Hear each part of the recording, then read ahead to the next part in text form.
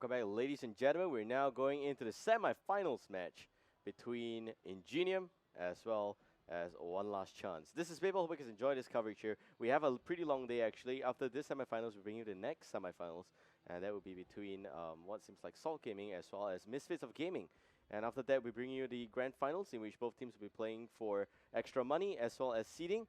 And then we will end this stream. But that's it. 3 more series underway and a lot of word on the ground already. By the way, we are at Colosseum Bugis Plus. So if you are in Singapore, you can feel free to come down all the way here to take a look and really just enjoy yourself. We've got some seating area. It's a little bit too small, but still, it's a very tight and cozy place to be in. So yeah. This is the 4th qualifier. We're looking for 2 teams, of which the winner of this series will get qualification to the Singapore National Finals, as well as the chance to play for 15,000 Singapore dollars. And also, they will walk away $500 guaranteed from today's tournament. Okay, it is in the National Finals. That's where you're going to play for extra 500 for up to 1,000 Singapore dollars. But now we're talking about the semifinals. And on the left side, we got IGN, which stands for Ingenium. And on the left side, Ingenium, and on the right side, 1C, which stands for One Last Chance. So this team has been playing under a lot of different team names over the last few weeks in the Singapore Qualifier, and right now they are again in the semifinals. Okay, if I recall correctly, this team has not been in the semifinals before. So I'm gonna try and see if I can pull up some information on that. But if you check out the draft here, we got a first ban actually. Mapping picked by Ingenium, Battlefield of Eternity. And on the other side, we got the first pick and ban of Anubarak, following which we got Tassadar getting banned as well. Tassadar is such a strong hero in this map because it provides a lot of vision. And this vision that it provides actually allows teams to be able to clearly identify where the positioning of the enemy as well. And there's a lot of vents in this area, which is why Tassadar is such a good hero, but that's getting banned out here. So first pick of Johanna, and then we have Tarande Jaina instant pick, following which we're going to see Zeratul, as well as one other undecided here. So I'm checking the list here of past brackets, and it seems like, 1C has not really been in such a semi-final position before. They've been in it for the first qualifier, playing under the name as Hots Met. The 3rd qualifier, they took part as well under the name of Defense of the Storm, but they lost to the 2nd place Team Power, I believe, in the quarterfinals. So this is the first time, I think, in a long time. The 2nd time, effectively, for 1C to be in the semifinals.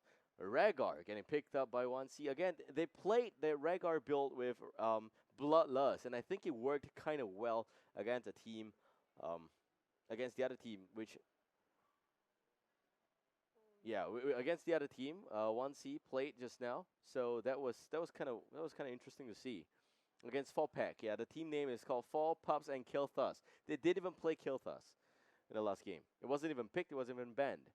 So that's a really interesting naming convention. It's what we call a red herring. So we got Rhaegar here, IGN going with the Uther pick. I've been informed that both teams screams really, really loud. So that's why you should be here in Colosseum, Bugis Plus. This is the place to be for today, for Heroes of the Storm. If you are in Singapore, if you are not, you have better luck joining us next week in Malaysia. So we have about 10 seconds before we go into extra time. But Uther, Tarande, Jaina, and the Butcher. So they've got the Butcher, they've got Uther, Tarande. I've mentioned before that Uther is a strong anti-burst that saves Butcher. But Tarande, not necessarily a very strong healer, but still a very good utility hero. Have got some good stuns to follow up for the kill. Butcher Tarande could be the new stun meta here. So that's the difference. And also we have 1C with 2 more hero picks. Really no idea what it's gonna be, but I'm thinking that they can actually go for full-on damage again. In fact, the last game the draft was completed before I even started the cast. Here, I think if they go for Vala as well as Illidan, it could be a little bit greedy. They don't have Butcher to work with, and that could be a bit of a problem. In the last game, Butcher did a lot of work. Although I would say that definitely Furnace Blast would have been a little bit of a better choice as compared to Lamb to the Slaughter. But Butcher was able to do a lot of damage with the hamstring going down, as well as the fact that you have got the right click coming up from Butcher. He does an insane amount of damage. In fact, I think it is the highest. It is the highest damage as compared to in the hero there. So just now, I think I just lost the screen a little bit, but it's back up. So it's good. Now for IGN, they've got one last hero to pick. It's actually going to be Tychus. So this is definitely going to be a Bloodlust, Tychus, Vala, Zeratul build. I think it is. It could also be another red herring. I've got no idea. It could be a ancestral healing. If it's ancestral healing, IGN's in a lot of trouble. Maybe. I don't know. They got more healers. So not that bad. Not that bad. But Butcher Jaina needs a lot of synergy here to make it work. Okay? And for IGN to make that work, they need Butcher to be in position. They need that Ruthless Onslaught to connect. And Jaina to be there in position for a Blizzard combo. Right now, last pick, it has to be a tank. It could be Anubarak. Well, last week I said it's definitely going to be Anubarak, but right now I think it could even be Tyrell. Tyrell would have been able to offer, would be able to offer the team, some extra dive. And Anup actually was banned. My bad. So yeah, Anup last week could have been an instant pick, but here, not possible. Tyrell is my personal pick. So Anup and Tessadar banned out, by the way. So Tyrell would have offered, would be able to offer a lot more in terms of a dive comp here. Butcher, Tyrell, great combo there. But it's gonna be Muradin. Okay, Muradin is I feel Muradin is kind of strong pick to a certain extent. My biggest problem with Muradin in this lineup is the fact that he may not be able to hold off aggression. All right, in the form of if the warrior is in the form of Tyrell, then the shield would have been a little bit extra. Heals there would have been a bit of extra health for most of the members in his team. If it's Muradin, unless he has got rewind at level 20, and if the game drags to level 20, most teams actually play this map for under 10 minutes. So that's a record time again. Here we go. So the draft is complete, and I'm waiting for the invite into the game. Once I get that, we will be able to start this series. Vala, Tychus, Zeratul, a lot of damage on 1C. Johanna's going to set it up for them. Unlike the last fight, I think in the last fight they had Tyrell to set up. But in this particular one, 1C don't have Tyrell. And IGN now. I've got a Muradin. So maybe they can still hold some form of aggression. They've got 3 stunners on the lineup. They've got actually 4. Butcher also can stun with Ruthless Onslaught. So that's 4 stunners. Uther, Turande, the Butcher, Muradin. 4 of them can stun really well. So 1C may not be able to hold on to all of those damage positionings that they want. But then again, if Tychus gets ignored, it probably is going to mean that you've got Odin doing a lot of AoE damage. Vala, on the other hand, would be able to do a lot of right-click damage. If also ignored, I'm kind of inclined to think that this Rhaegar is not going for Bloodlust. But they get that Tychus and Vala, things will change. So I'm just saying that there's 2 very viable builds here for 1C. If they decide to go for Burst, there's a lot of squishy heroes on IGN's lineup. There is no one that could really stop them. Jaina can help with a little bit of slow. But Jaina is probably going to be the primary target. This time around, they don't have Tyrell. That's the biggest problem. If 1C don't have Tyrell, they don't have the instant jump on the enemy. They have to rely on Zeratul. Zeratul needs to put off the Void Prison. And if it's Void Prison, it can hold the enemy in place. But then again, how are you going to kill them? It's not really the best of... it's very execution reliant, and I think that's the biggest problem I have here. Plus, the map is Battlefield of Eternity. I'm thinking that 1C has got a lot of space to flank IGN. And that's exactly where IGN wants 1C to be. But still, Turande offers a bit of a Shadowstalk as well as what it looks like Starfall in this next fight. So Battlefield of Eternity, ladies and gentlemen, Game 1, Ingenium versus One Last Chance. They're asking for it. They have the last chance here to qualify. Ingenium, on the other hand, has been missing since the Heroes Community Cup, and the team split up into 2. We've got We've got Julian as well as Virgilus with a bit of a spin-off to form their own team called Mahoshon, and that is actually a first-place team right now in the third qualifier. They're seeded nicely into the national finals. But Ingenium here with Captain Seti and Exquisite. They also have Yang, a lot of G behind there, as well as. Okay, we're actually gonna look through the full lineup, so let's go. So on the blue team, it's Ingenium. Playing as Murdin, we got Exquisite, Captain Sati there, playing as Uther. Fantastic. Gonna be playing as the Butcher. Yang, with a lot of G behind. I've got a personal friend, Yang, is a very, very good friend. He also plays Tarande, but it's not that good. So, Yang here, hope to be a lot better. And Saint Mara, he'll be playing as Jaina. And on the red team, we got One Last Chance. Clutch there. We'll be playing as Johanna. Viviera onto Vala. Lunacy playing as Rhaegar. We also got Drunk playing as Zeratul. Last but not least, Unatiers onto Raynor. And immediately Sentinel is going to spot out some movements from the red team. If it's 5 from bottom, it could mean that the blue team's actually at bottom. And they are. Checking on the first batch of talents. May not be any introduction. I don't think there's going to be a gang happening here. But it's going to be Rancor, Reinforce, Regeneration Master, Dash, as well as Healing Totem. There goes the charge, and it seems like Raynor's going to, actually Tychus going to be in a lot of trouble. Tychus is the first target. Actually, it's not Raynor. He looks like Raynor in a spacesuit, but it's Tychus. It's my bad, alright? It looks like Raynor, but it's actually the badass version of that. So yep, it seems like it's going to be Dash. Unfortunately, wasn't able to dash out of position there. And Healing Totem coming out. And again, another dash onto Drunk. Drunk there with a clutch pot back out. Zeratul, the samurai version. Really, really nicely done by Drunk. He's not drunk yet. It's a little bit too early to get drunk. And on the blue team, we got Conjure Up, we got Reverberation, we got Ranger's Mark, Deep Chill, Invigoration. Drunk there, doing some damage on the same Mara. Pots back out. Here comes Unatiers. And there goes the Ruthless Onslaught. And fantastic dropping. Fantastic major stick to fall. Viviera goes in. Hungering Arrow on cooldown. Viviera not able to do anything in that instant. Multi-shot also not available for use. That Fantastic would have dropped. But Yang was able to heal up the Butcher. Immortal spawning in just 10 seconds. The Eternal Conflict is in the game. Holy cow. So 1 kill up on Ingenium so far. Top lane's really boring. We got 2 tanks making out. Not very exciting. Meanwhile, we got the blue team knocking onto Belef already, and that's actually immortal for the red team. And High Heaven's also going to be in some trouble here. In terms of damage, you can see that the health is dropping really, really low, and it seems like we're going to have a bit of a slight lead for the blue team in this phase.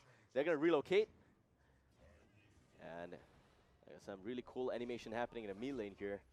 But nobody really cares. So there we go. So this positioning is a little bit off. If the blue Angel's on the left, that means the red team needs to be in this position. It calls for a slightly more aggressive play. Red team all of a sudden doesn't want to engage onto their Angels here. Not able to do that. Immortal's still going to stand. The blue team also not providing pressure will pick up the camp first. Let's say we got 1 kill up and level 4 up for the blue team. It's Protective Shield, Thunder Burn, Pierce, Arcane Intellect, Flail X for the team. Also going to see some Holy Radiance coming out from Uther. And Holy Light, actually, I think that Uther's Bolt so far so good. Maybe could go for Cleanse next one, but we'll see what happens. And blue team, Ingenium now knocking on the red Immortal. Red team in the vicinity, swings by. There goes a beautiful Condemn. And that's a Jaina, a lot of trouble. Jaina goes down to Lunaflare. Lunaflare actually connecting. And Unatiers in a great position. And Taika is doing a lot of damage there as the overkill. Exquisite now dropping. That's it. It seems like Zeratul's the first one going to stun may connect. It will not. The stun also missing the Lunaflare. Here comes the charge by Fantastic onto Viviera. Viviera pulling back. Lunacy healing a lot, but still not enough. We'll take the fall. Clash now dropping. A lot of scrims behind. That said, red team, 2 men down. 3 in fact, actually. 3 men down. And Ingenium is going to get the first Immortal for themselves. Unfortunately for the red team, they have to work with the mercenary camp. Let's check in on the replay right now, see what exactly happened in that last fight. So the right-click build not so strong in the early phases here, but they got 3 very good damage dealers. Sadie was alive the whole time. That's a bit of a problem. They kind of stuck a little bit too close, and all of them got stunned by the Immortal. That's the problem there. 5-man stun, lots of damage going down. Viviera dropping, Lunacy dropping. Actually, Viviera didn't go down here, but that's fine. So Clutch gone as well. Let's check back in on real time. Ingenium deciding for a bit of a split push action, and red team defending the Immortal at the bottom lane, avoiding the stun this time around. And top lane, Ingenium knocking down the gate. The tower's gone. Clutch is there to apply Shield Glare just to buy more time. And look at the damage done here. It seems like we've only got 1 gate demolished on the bottom lane as well as 1 tower. For the top lane, it's gonna be the full package in front. So it's the towers, it's the gate, it's the whole thing. The fort's still alive there, so it's good. Let's see some pings happening on the map already, and we are gonna see the siege camp getting picked up here by Ingenium, pushing the top lane. Well, we gotta see also the Clairvoyance peeping a little bit into the shower here for the red team. Lunacy in a bit of trouble, but got to pull back just nicely. And also, you're going to see Piercing Bolt up. So this is going to be the standard Reverberation, Piercing Bolt, Muradin utility, built here. For Tyrande, looks like it's still okay. We have got Pierce going on as well as a Luna Blaze that increases his range a little bit, so that helps with lending the skill. And for Jaina, seems pretty okay as well. For Butcher, it's the standard hamstring build, which is not a big of a deal actually. It's pretty popular amongst competitive play in SCA. Personally, don't like it. I kind of like the auto attack a little bit more because I think that it actually provides a little bit more damage. As also the charge build is also really good. Clairvoyance by the blue team there. That's it. Oh god, this is good. Rhaegar going down. Great burst from Ingenium. 5-man still pushing and applying pressure on the bottom lane, but top lane we've already got some mercenary camps pushing for team 1 last chance. And there goes Condemn. Jaina, a little bit of trouble. Will be fine. Punish. Applying some slow, but not going to be good enough at the end. 1 kill versus 5. 1 last chance in a bit of a trouble here. Game 1 still. And already Ingenium rotating to leave the bottom lane. Top lane, unfortunately, it seems like the Kashra camp is just not good enough. The Bruiser camp, that is, will not be able to push down anything more than 1 power. Immortals dropping really low. Again, Ingenium gets a bit of a slight lead if you look at the HP here. This is the halftime muck. They're going to relocate. Do note that the red Immortal can be here. The blue Immortal can be here. It's a pretty random thing. Okay, here we go. Still no fight happening yet. Looking into the build here for the red team. Vampiric Assault. Right-click build for Vala again. Crusade marches on. Some extra utility for Johanna. We're also going to see first a Clairvoyance, just exposing the position of the red team. Again, they have to face off a second Immortal. This time around with 50% shield, which means that Immortal is going to do about 50% damage from the range component of that fight. And Evil never wins. Again, Immortal now for the blue team, spawning. Bottom fort going down. Seems like 1 last chance. If they don't get level 10, they're not able to pick a fight here. Stun connecting from Muradin. Johanna popping the unstoppable Iron Skin. They need to get that EXP. They really need a level 10 before they can put up a good fight. So Zeratul pushing the top lane, soaking a little bit. And now Ingenium pushing with the Immortals here. Probably going to destroy the entire front defense and this tier 2 component. Iron Skin popping. Johanna pulling back. Viviera a little bit off position there. Needs to be careful. Blast Shield not up yet. We don't have Blast Shield. Another stun coming out. The healing well's gone. Not that it really matters, but blue team just pushing a little bit here. And Immortal now going to go into melee combat mode. Shield Glare buying more time. Johanna getting some stun. But finally, I think that red team's going to have some space to get level 10. They need 1 more wave here. But the blue team falls back. They lose the fort at the bottom lane. But that's the problem. And we've got level 10 on the red team. They can finally put up a fight.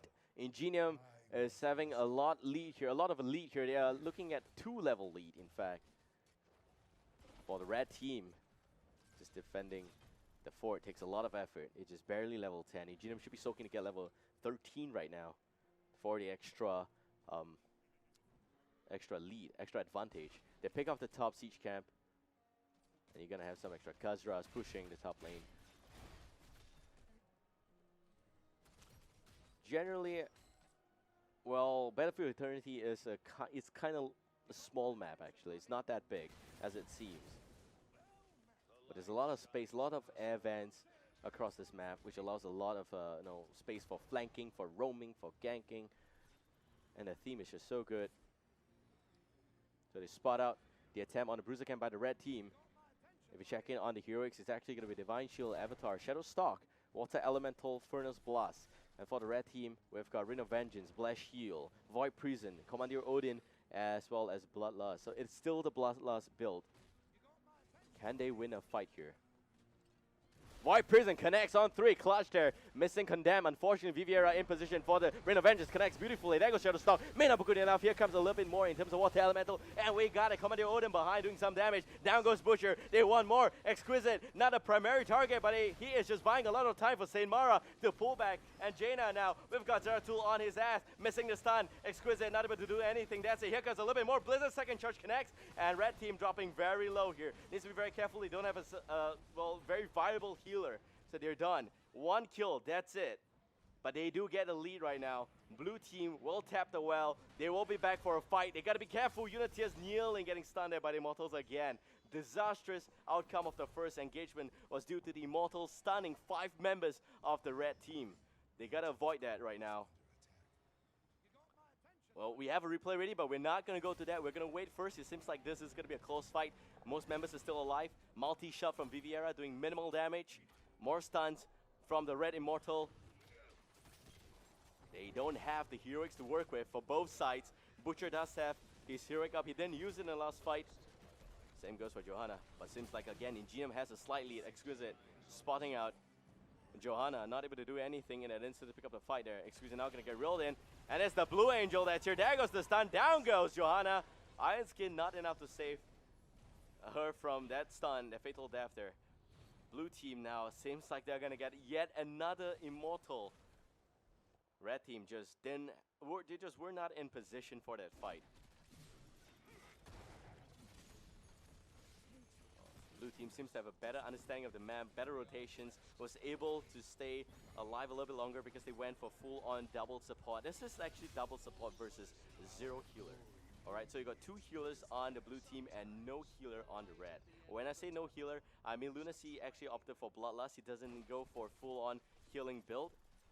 Yep, it's basically just healing totem and no buffs on healing wave. Or rather, the chain heal.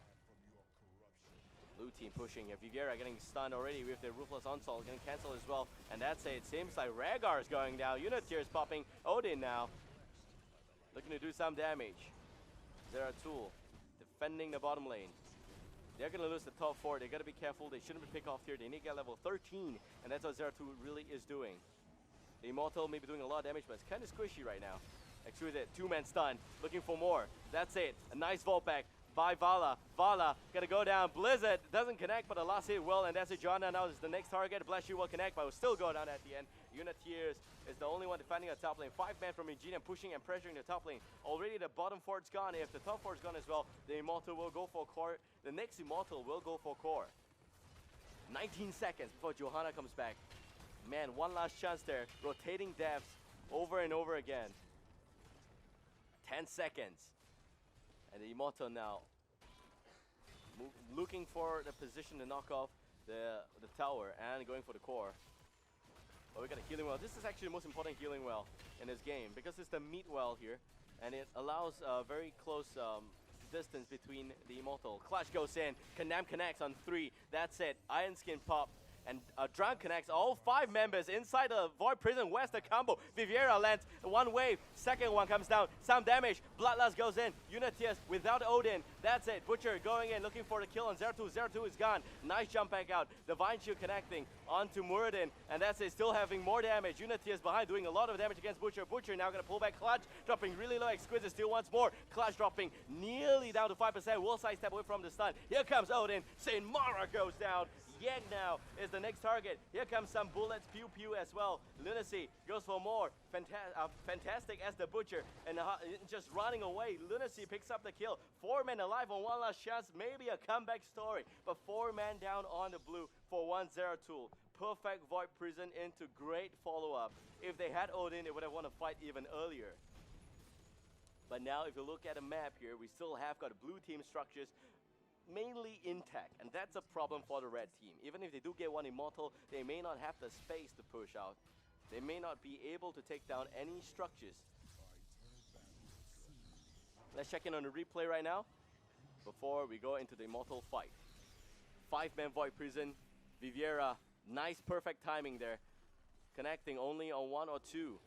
Sati dropping really low. This is where I think 0-2 overcommitted a little bit too much. Should have gone behind there. Play aggressively.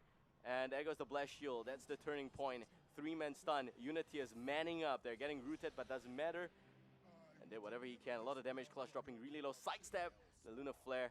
Unity is popping into the Odin. And pick up the kill at the end. So here we have a fight happening here in real time. And this is where you have heroics on cooldown. And you want to make sure that they're all ready for use first before a fight. Exquisite. Punish. Connecting. Condemn. Connecting. Clutch there. Great positioning as well. Blue team not really knocking on the immortals, but some form of damage has been done already. There goes the Void Prison connecting on 3, and they're looking for some stuns happening. Also, this area is not where you want to fight. There goes the first wave, Reinvention, second one connects. Unity goes in, wants to tank up some damage. Sati dropping really low. Uther will go down. That's it. Fantastic. That's a stun on Drunk. Furnace Blast connects, not enough damage. And still we got the whole team with Bloodlust going on. Clutch pushing, and they will pull back. Not enough heals. Lunacy dropping. Exquisite goes in, will pick up the kill, and Muradin now want to fight, and Fantastic goes in, picks up a second one. 0-2 is gone, Clutch dropping as well, and 4 men on Ingenium buying out the time. They backed off when the Bloodlust was on, and they came back in when it's on cooldown, or rather when the effect's over. So this means Ingenium's gonna get yet another Immortal. 27 seconds. What can Vala as well as Tigers do here? And the base also in a lot of trouble. Let's check out the replay before the next fight. This is a very good this is actually a very good position here by Drunk. Unfortunately, he shouldn't be staying in that position. He should be going.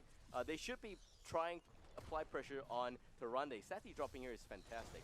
And the Bloodlust coming in, Furnace Blast, Exquisite going in, but they should back off here. They're not able to go in because the gate is still intact. That's the biggest problem. They were not able to go in to pursue the kill, and also Water Elemental was not being taken care of. No one dealt any damage to the Water Elemental until they expired. So that's a full-fledged Water Elemental burst. That's the problem I have here with this with that fight. That said, Ingenium now, half a level advantage. Immortal's gonna spawn with full shield as well as full health. Red team, can they make things work? If the team connects with the Immortal for a full-fledged push, I think the game may just be done and over. 13 kills. And nice, actually Clutch spots out the entire 5-man team. But 13 kills against 7 kills. Shield of the Immortal dropping, Shield of the Core also dropping. Clutch there setting up. Avoids the stun. 2-man stun by Exquisite. Immortal down to just about 50% on the shield. 30 now. Ingenium in position here. Fantastic. I think Drunk can actually afford to poke Fantastic a little bit because that's where you really want to do some damage. But that's a core down to 60%, and a fight's going to happen here. And also a 4-man Void Prison from 0-2. The Immortal still knocking the core. The core now in a lot of trouble. Here comes the Rain of Vengeance. That's it. People dropping on the blue team, but core down to 28%. Red team, 5 men still alive. Fantastic goes in. Furnace Blast connects. Core, 7%. The Immortal, somebody kill that Angel. The Angel has gone out. Ingenium wins this one. Game 1's done. And a lot of legendaries. Why don't they draw for me in Diablo 3? Damn. But yeah, Ingenium, man, winning this game. They were ahead the whole time. They pushed really well. They ganked really well. Red team had got a... Actually, I think they've got a good chance in the last fight. But unfortunately, it's just not good enough. And we actually have a replay of the last fight, so we're going to bring you that. Okay. So this is the biggest mistake. They allowed the team to push together with the Immortal. And a 4-man Void Prison, Unitius, Viviera, they're both knocking on Immortal. Lunacy's not doing anything there. They were not able to burst down anyone. Here comes the Bloodlust. So some damage coming out. Yang goes down. And Fantastic takes up the kill quickly on Rhaegar. But Unitius at the end, the blue team wins just like that. But of course, it's always about the objective, and this map, it's very important that you win fights around Immortal, and that's exactly where you want to make sure that your Immortals push as much as possible. Ingenium did just that, and they won with style. So we've got about 38,000 hero damage up on Jaina, and I think that Vivera did a pretty good job, 45,000, and one of the more consistent damage dealers. This is exactly where you have that evidence.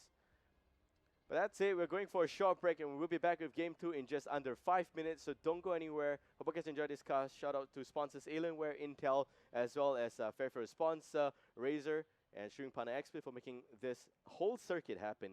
Hope you guys enjoyed this cast. Give me a like on Facebook if you do. We'll be back in just a while. Don't go anywhere. Here comes the silence connecting on both Vala as well as Butcher. There goes the Bloodlust. And it seems like St. Mara got cancelled there. And Reign of Henry going down, picks up the kill quickly on Johanna. Johanna's gone. Seti is the next target. Seti is down.